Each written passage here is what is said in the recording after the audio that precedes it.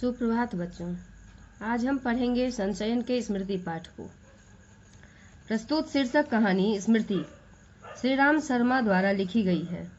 स्मृति पाठ में लेखक श्रीराम शर्मा ने अपनी बाल्यावस्था की एक घटना का सजीव चित्रांकन किया है। इस कहानी का घटनाक्रम इतनी रोमांचक शैली में लिखा गया है कि पाठक का पाठन क्रम की कौतूहलता आदि से अंत बना रहता है। बच्चों की सहज जिज्ञासा एवं क्रीड़ा कैसे कभी कभी उन्हें कठिन एवं जोखिमपूर्ण निर्णायक मोड़ पर खड़ा करती है, इसका बहुत ही सजीव वर्णन प्रस्तुत किया गया है। सन 1908 ईस्वी की बात है। दिसंबर जनवरी का महीना था। कड़ाके की सर्दी पड़ रही थी। सायंकाल 3-4 बजे कई साथियों के साथ लेखक झरबेरी के बेर तोड़कर खा रहे थे कि गांव के पास से एक आदमी ने पुकार कर कहा, तुम्हारे भाई बुला रहे हैं। साथ में छोटा भाई भी था। बड़े भाई साहब के मार के डर से सहमा हुआ डरते डरते घर में घुसे। बेर खाने के अपराध की आशंका थी, पर घर आंगन में बड़े भाई साहब को पत्र लिखते पाकर पिटने का भय दूर हुआ। लेखक को देखकर बड़े भाई साहब ने कहा, इन पत्रों को ले जाकर मक्खनपुर डाकखाने में डालाओ। तेजी से जाना, जिससे शाम की डाक में चिट्ठी निकल जाए। ये बड़ी जरूरी है। जाड़े के दिन थे। हवा के प्रकोप कपकपी पैदा कर रही थी। हवा मज्जा तक ठिठुरा रही थी। लेखक दोनों भाई कानों में धोती से बांधा। माँ ने भुंजाने के लिए चने धोती में बांध दिए। दोनों भाई अपना अपना डंडा लेकर घर से निकल पड़े। उस समय उस बबूल के डंडे से जितना मोह था, उतना इस उम्र में राइफल से नहीं। उनका डंडा अनेक सांपों का नारायण वाहन हो चुका था। प्रसन्न वदन लेखक दोनों भाई मक्खनपुर की ओर तेजी से बढ़ने लगे।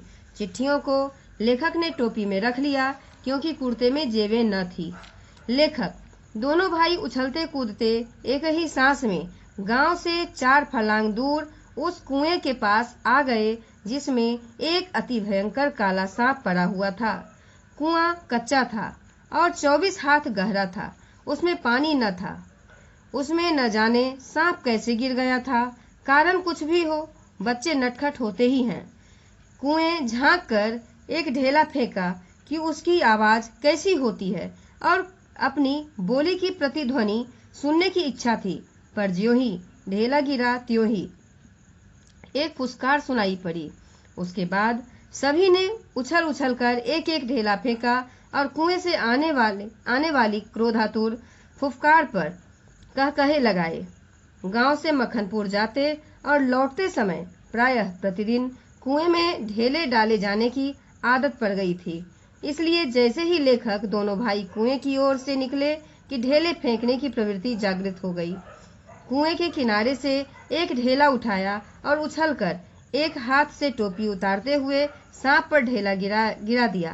किंतु लेखक पर तो बिजली सी गिर पड़ी। सांप ने फुफकार मारी या नहीं, ढेला उसे लगा या नहीं, टोपी के हाथ में लेते ही तीनों चिट्ठियां चक्कर काटती हुई कुएं में जा गिरी।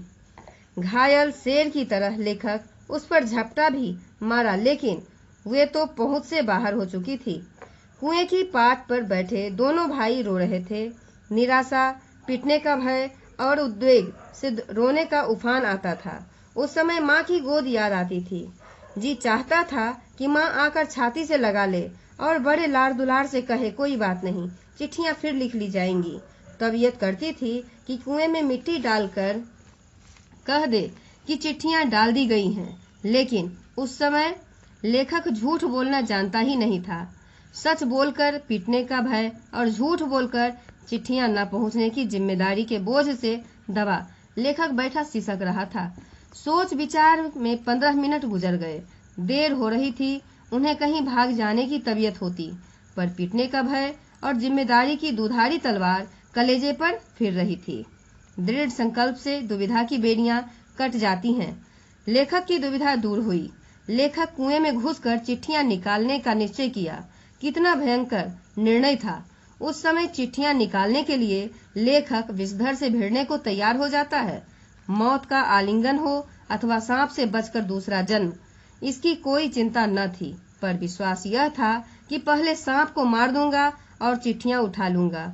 बस इतनी दृढ़ विश्वास के साथ लेखक कुएं में घुसने की ठानी। छोटा भाई रोता था। रोने का तात्पर्य भी था कि उनकी मौत नीचे बुला रही है। मौत सजीव और नग्न रूप में नीचे बैठी थी। दोनों भाई नंगे हुए, दोनों की एक एक धोती, एक चने वाली और 2 कानों में बंधी हुई। 5 धोतियों को एक एक दूसरे से कसकर बांध दिया और कुछ रस्सियां मिलाकर कुएं की गहराई के लिए काफी थे।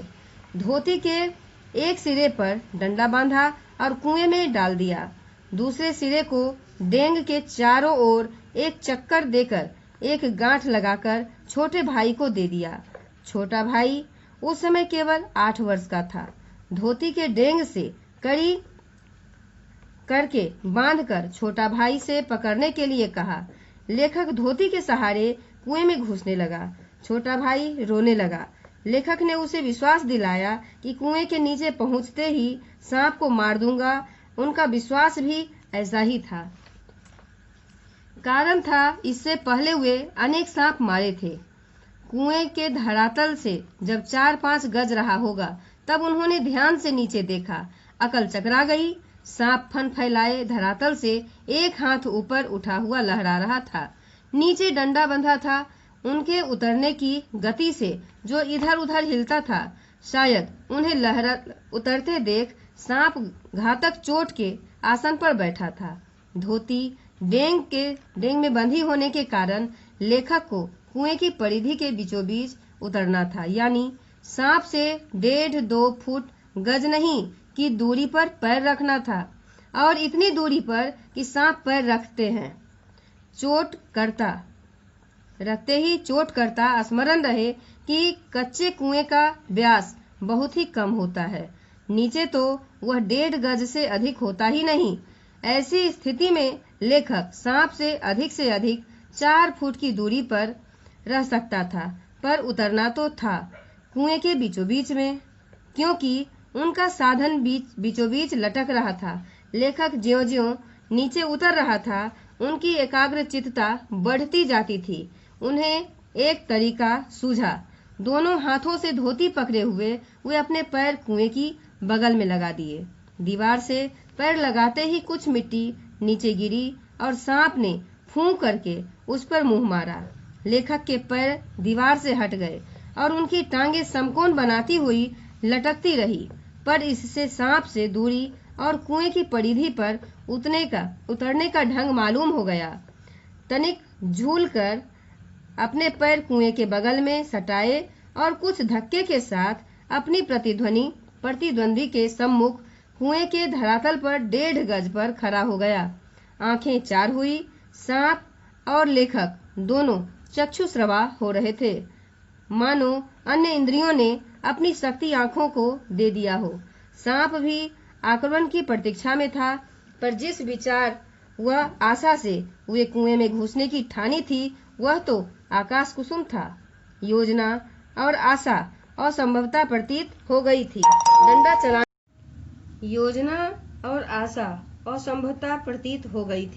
डंडा चलाने के लिए स्थान ही न था। सांप को डंडे से दबाया जा सकता था, पर ऐसा करना मानो तोप के मोहरे पर खड़ा होना था। 2 चिट्ठियां उसके पास उससे सटी हुई पड़ी थी और एक लेखक की ओर थी। वे चिट्ठियां लेने ही उतरे थे। सांप और लेखक दोनों अपने पैतरे पर डटे थे। दोनों मोर्चे में लेखक का मोर्चा कमजोर था।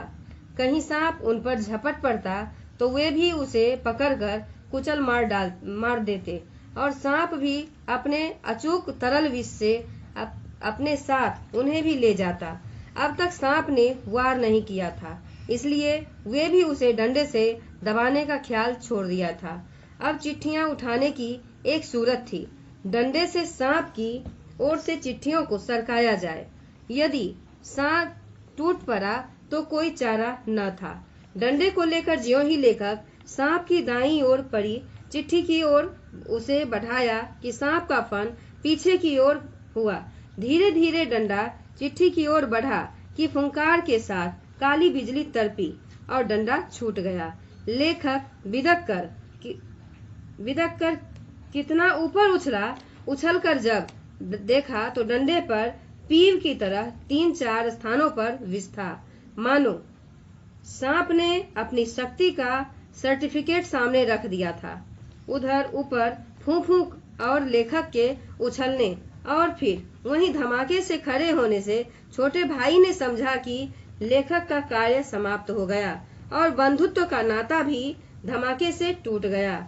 उसे ख्याल आया, सांप के काटने से वे गिर गए हैं। मातृ स्नेह के ताने बाने को चोट लगी, उसकी चीख निकल गई।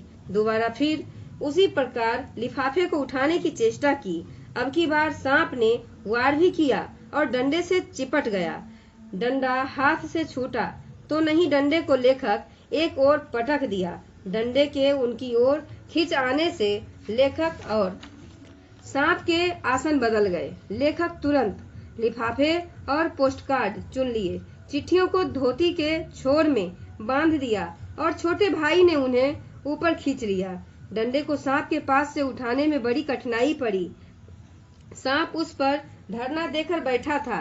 कुएं के बगल से एक मुट्ठी मिट्टी लेकर लेखक सांप की दाईं ओर फेंकी कि वह उस पर झपटा और लेखक दूसरी ओर उसके बाईं ओर से डंडा खींच लिया। दूसरी ओर भी वार किया, किंतु बीच में डंडा न होता तो लेखक के पैर में काट लेता। अब ऊपर चढ़ना कोई कठिन काम न था, पर 36 फुट ऊपर चढ़ना उनके लिए अब नहीं हो सकता। पर उस 11 वर्ष की अवस्था में 36 फुट चढ़ा, बाहें भर गई, छाती फूल गई, धौंकनी चल रही थी। एक एक इंच सरक सरक कर अपनी भुजाओं के बल से ऊपर चढ़ गया। ऊपर आकर बेहाल होकर थोड़ी देर पड़ा रहा, फिर देह झाड़ झुड़ कर धोती कुर्ता पहना और वे लोग आगे बढ़े। सन 1915 में मैट्रिकुलेशन पास करने के उपरांत यह घटना लेखक अपने माँ को सुनाई। सजल नेत्रों से माँ ने उन्हें गोद में ऐसे बैठाया जैसे चिड़िया अपने बच्चे को डैने के नीचे छिपा लेती है। यह कहानी हमें यह बताती है कि कभी कभी हमारी शरारतें हमें भारी मुसीबत में डाल देती है। लेखक के साथ भी ऐसा ही हुआ। सांप का फुफकार सुनने के लिए कुएं में ढेला फेंकना उस पर भारी पड़ गया था। धन्यवाद।